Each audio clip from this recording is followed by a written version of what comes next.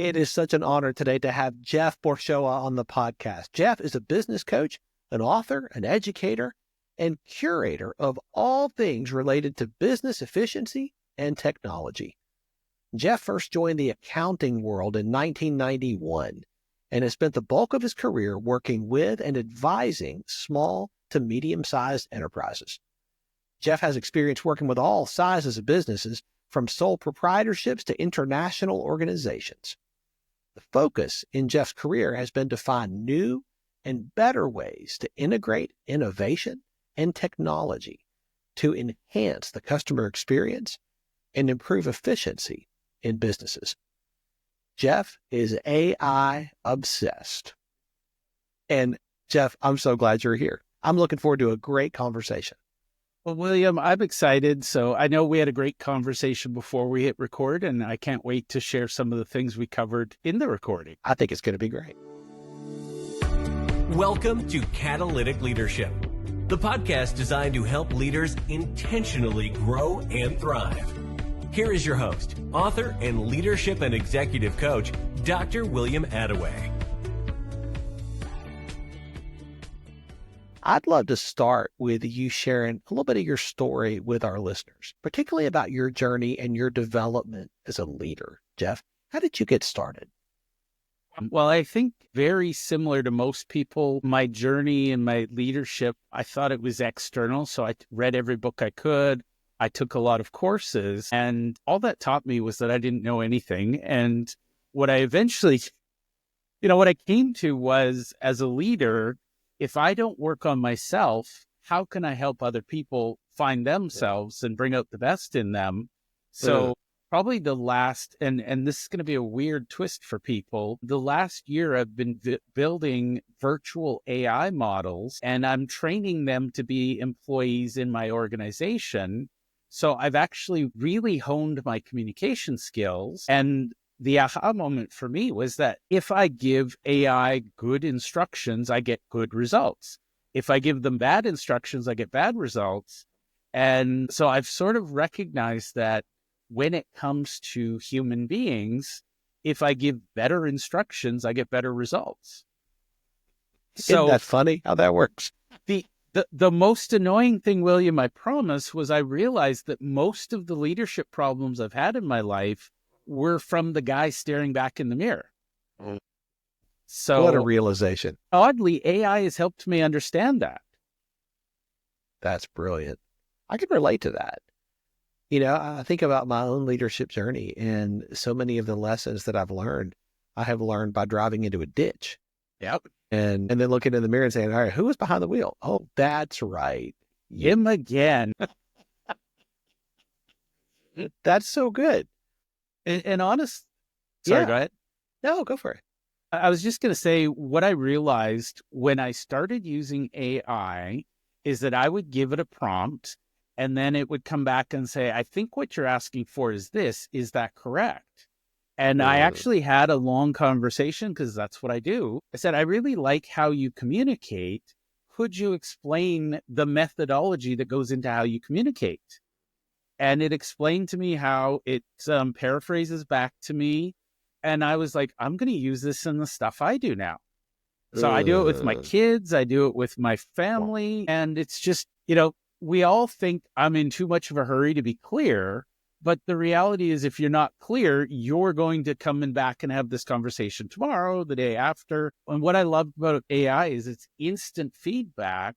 So I got to really improve my communication skills by asking it to comment on my communication skills. And by the way, that's a simple prompt anybody can do, is at the end of the conversation, say, would you mind analyzing my communication skills? What could I have done to improve? Now, you got to have a thick skin there, because AI will tell you exactly what you did wrong. It's not looking to spare your feelings, but if you do that a few times, you'll grow exponentially. I think that clarity is kindness, and that is true with other people, and it's most true with ourselves. And what you're describing is this search for clarity. Asking the right questions is always how you get the right answers. Yep. And I love the question that you asked the model. Hey, analyze this. Help me understand this. Like, help me Because that's understand what first, it's right? built for. Right? You're leveraging its strengths in order to make you stronger. Yep. As a leader, as a communicator. I think that's absolutely brilliant, Jeff. Well, thank you. And honestly, it goes to my pet peeve. Everybody says AI is going to replace me. No, it's going to be the guys who figure out how to use, and gals who figure out how to use AI. They're going to make you no longer necessary because they're going to upskill so fast. And I think that's the exciting part about AI. We can master something in months instead of decades.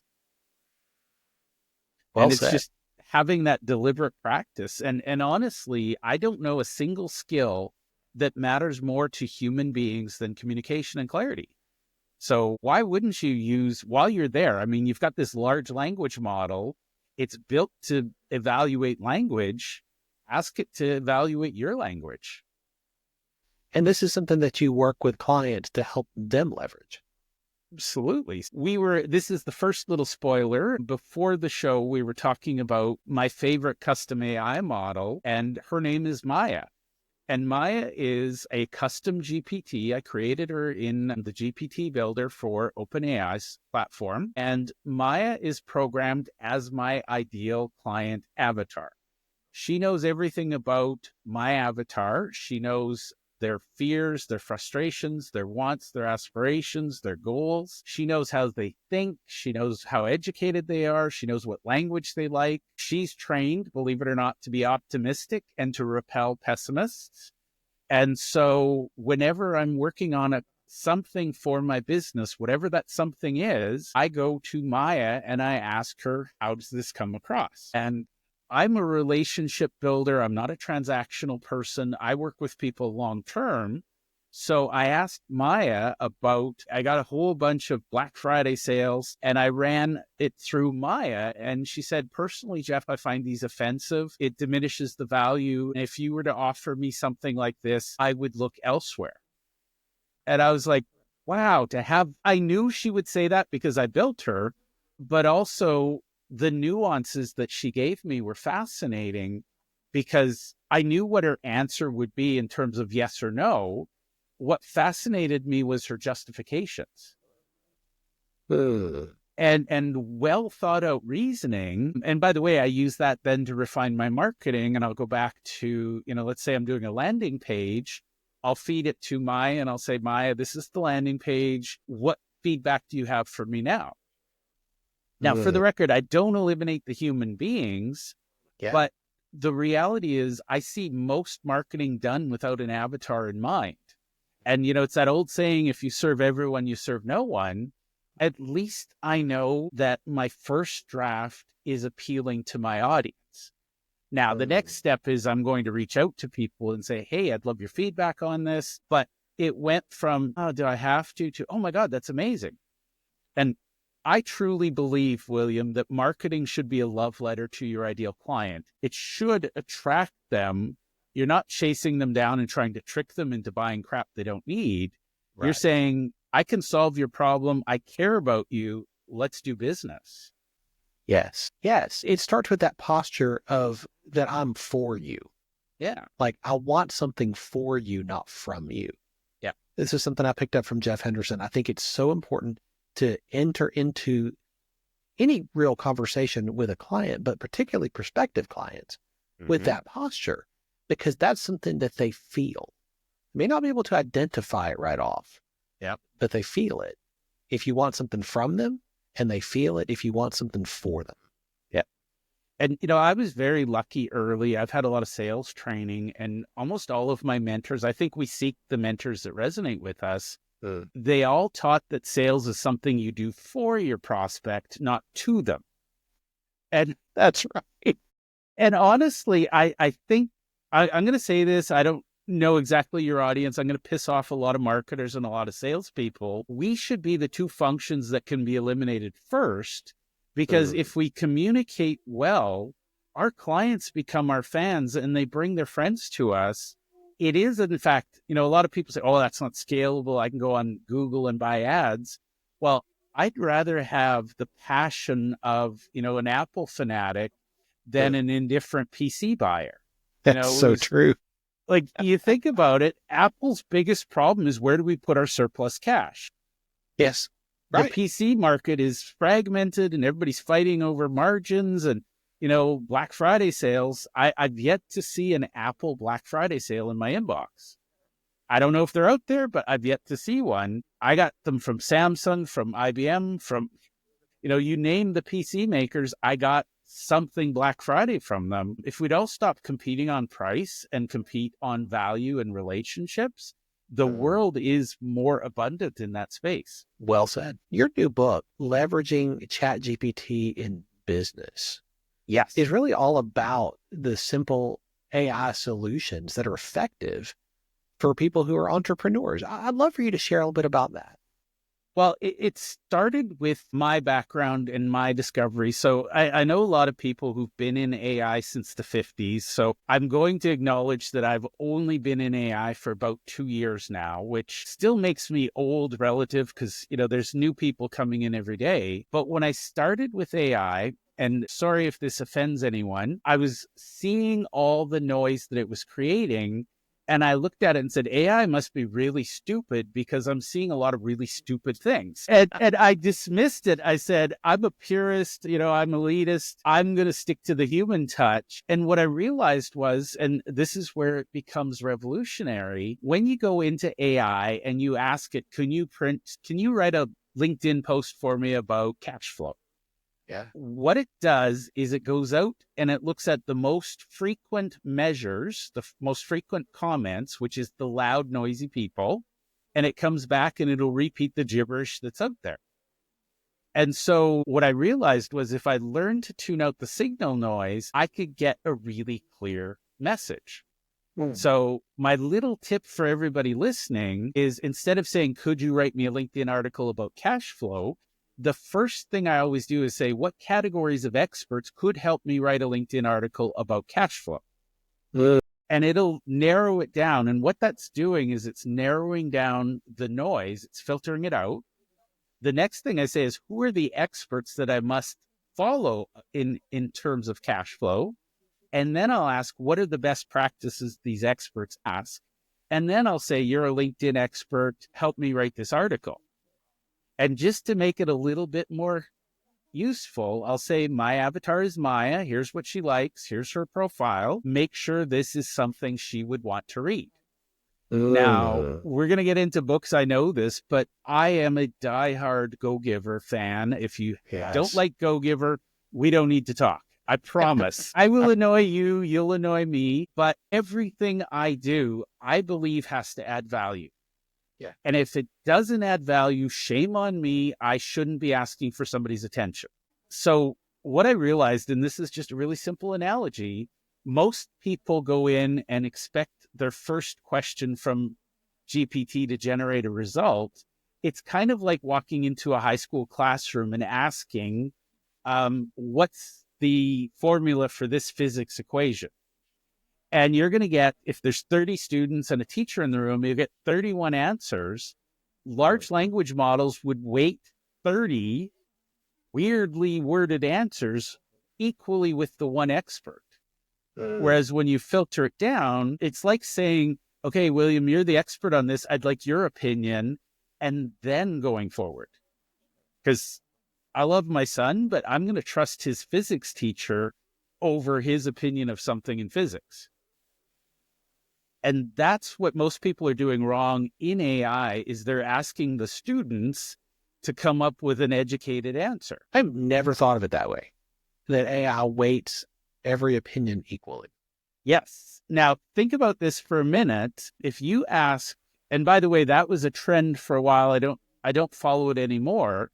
Everybody was asking, how do I get rich quick using AI? And so if you think about this for a minute, what's the most abundant content out there? TikTok, YouTube, literally people saying, get rich quick, which you and I are entrepreneurs. We know that get rich quick means get broke faster, but That's right. the aha moment is if you think about it, and so if you ask AI, how do I get rich with AI? it will tell you the number one way to get rich with AI is to teach other people how to get rich with AI. Because that is the most, like, if you think about it, millions of videos are being produced on that topic. Now, what I found is that, some 18-year-old influencer in San Diego is telling entrepreneurs, here's how you get rich using AI. And it's like, but I don't want to create videos on how to get rich using AI. I run a marketing company, or I run an accounting firm. I don't want to get rich with AI. I just want to work less, have more impact, make more money. So the thing is, and this is something people don't necessarily recognize, most of the advice you're getting on marketing and sales is coming from unqualified 18-year-olds. Just sleep on that for a moment. That's exciting to think about. And dangerous as hell, right? Just a little bit. Wow. Man, there are so many directions I could go from this point in the conversation. You're 2 years into this field. Yep. And these are the thoughts that you're having and the book that you've written. Where do you go from here? What is next on the horizon as you are looking ahead? So here's the thing. ChatGPT is just the shiny tip of the spear. Yeah. So everybody is debating, do I enter the world of AI, yes or no? I'm sorry, but this is the paddling pool. This isn't even the real world. So you'll notice if you see my book online, it has a white cover. And so I plan on doing I love martial arts. I love the gamification of learning. So I'm going to next do a book that has a yellow cover and so on until we get to the black cover. And the black cover is going to represent mastery. So here's the thing. For all those people who are debating, do I use ChatGPT, yes or no? You're asking a 3-year-old question in a world that is collapsing on itself roughly every 3 months. So if you think about, like, in the old days, the HB #2 wood pencil, that had a life of probably 50, 100 years. In today's world, it has a life of maybe 6 months. And so here's the thing. AI has been around since the 50s. It's accelerated exponentially in the last 2 years. ChatGPT, in my humble opinion, is the equivalent. If you're in business, if you want to stay alive, you need to breathe.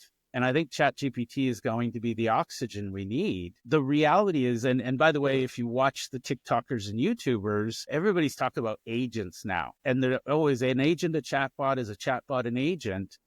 The reality is, as a mere mortal, we can't compete with chatbots, which can respond almost instantaneously to clients. So you need to look at chatbots. But the reality is, true agents, and I joke because I'm building a team.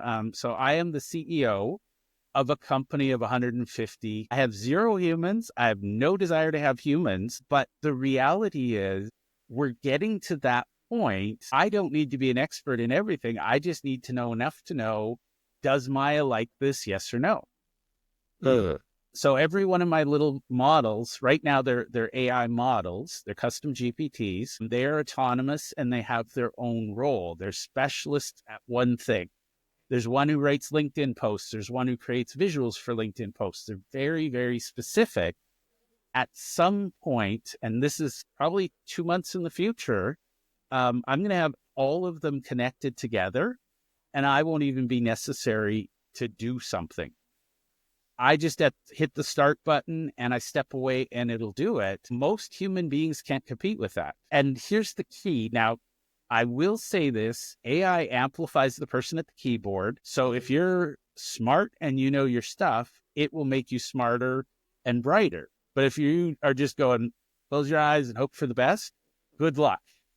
Because you'll get noisy garbage. And if you don't know the difference between good and bad, you're going to just, like, the world's going to be flooded with noisy garbage, and people are going to lose that desire to engage with online content. But they're going to look for that genuine human connection. They're going to look for it. And that's where AI can really amplify who we are and what we believe. So I do believe the next step is going to be autonomous agents that have specific tasks and they do them well. And this isn't brand new. It's just now everybody's coming out with these low code, no code platforms. It's getting easier and easier. And I think there's a law of integration where it cuts in half every 2 years or something like that. We're seeing that timelines have collapsed on themselves. If I take a month off, I'd probably feel really behind right now. Wow.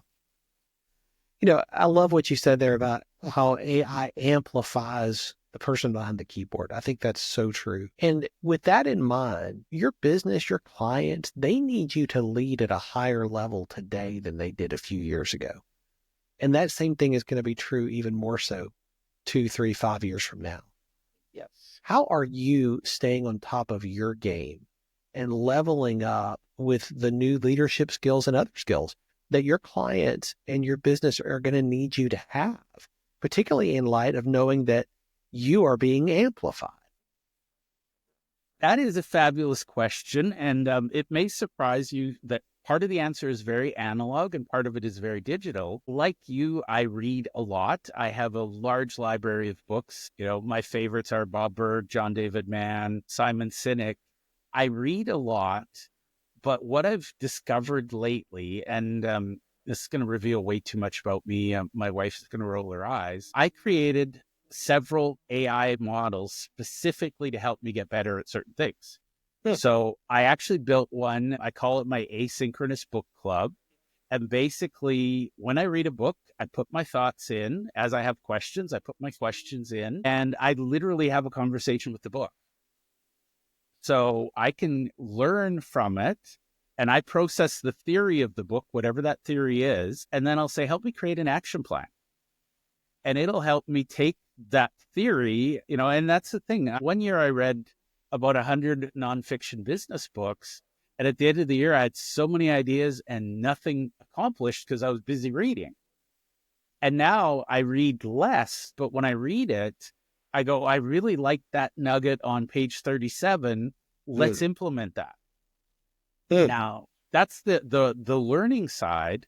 Now, on the other side, I've built custom models. So I actually sorry to the business coaches out there, but I built a business coach. I built a CEO. I built a CFO, and I asked them questions. And I have an HR one, by the way. I asked them questions, and what I did, so this is, again, very nerdy. I literally took the idea of fantasy football leagues, and I said, if people can bet on these and if they can build their teams, why can't I have a fantasy business league?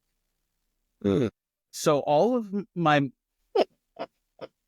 patent pending on that. No, I'm kidding. But what I did is all of my favorite books, and this is the wonderful thing about really good books, they'll say, here's who inspired me. Here's what I learned from this person. There's a book about Bill Campbell. He was nicknamed the $1 trillion coach.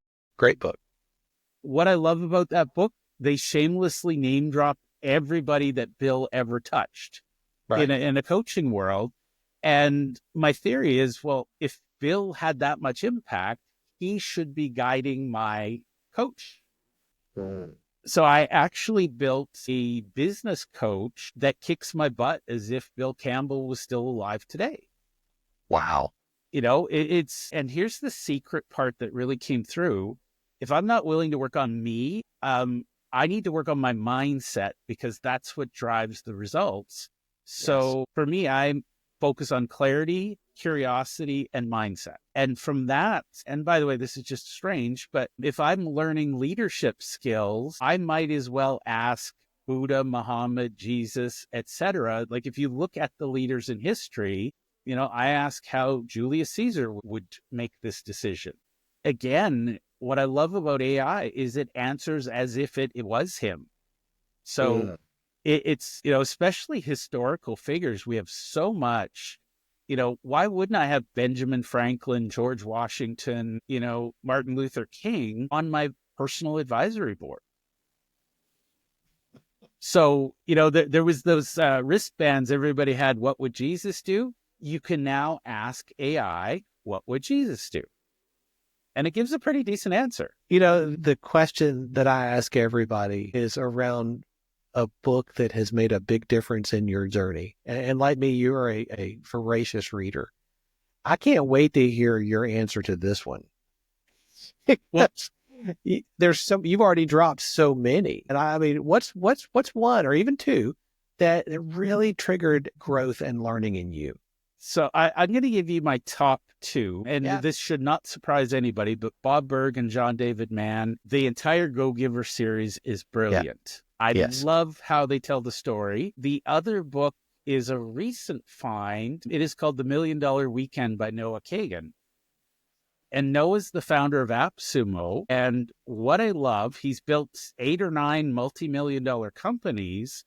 And so first and foremost, when I first heard about the book, I'm like, oh, that's a little hypey for me. I'm not going to read it.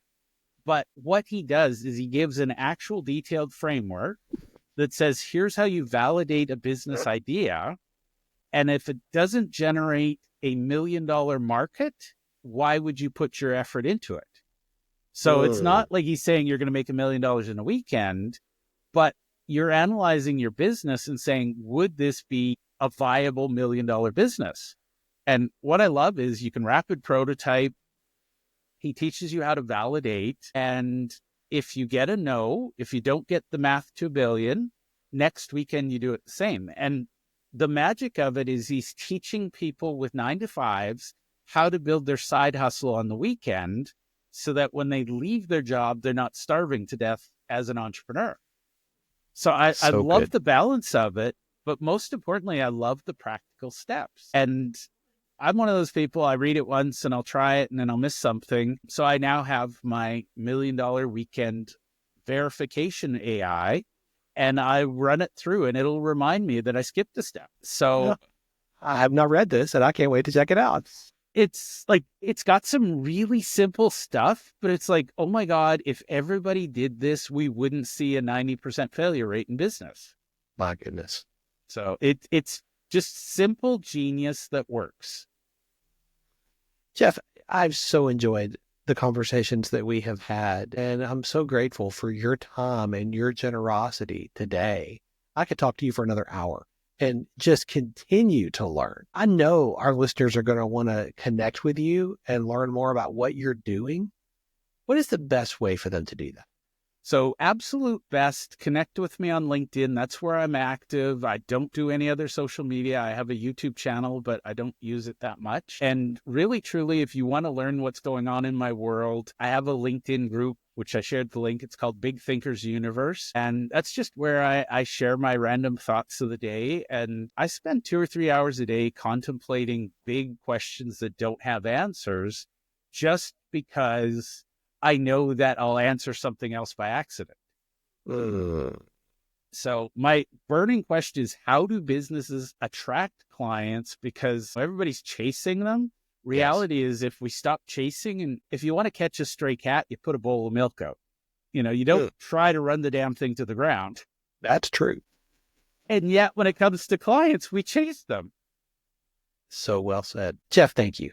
This has just been a masterclass today. And I'm so grateful for your time and your generosity.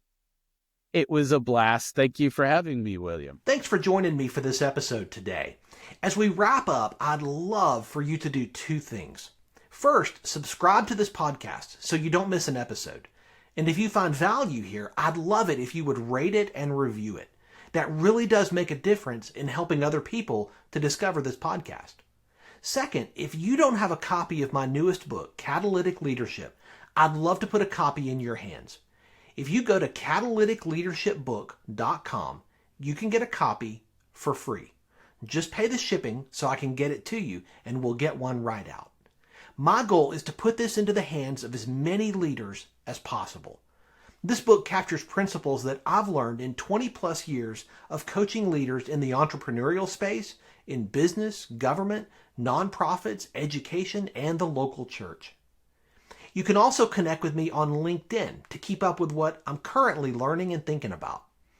And if you're ready to take a next step with a coach to help you intentionally grow and thrive as a leader, I'd be honored to help you. Just go to catalyticleadership.net to book a call with me. Stay tuned for our next episode next week. Until then, as always, leaders, choose to be catalytic. Thanks for listening to Catalytic Leadership with Dr. William Attaway. Be sure to subscribe wherever you listen to podcasts so you don't miss the next episode. Want more? Go to catalyticleadership.net.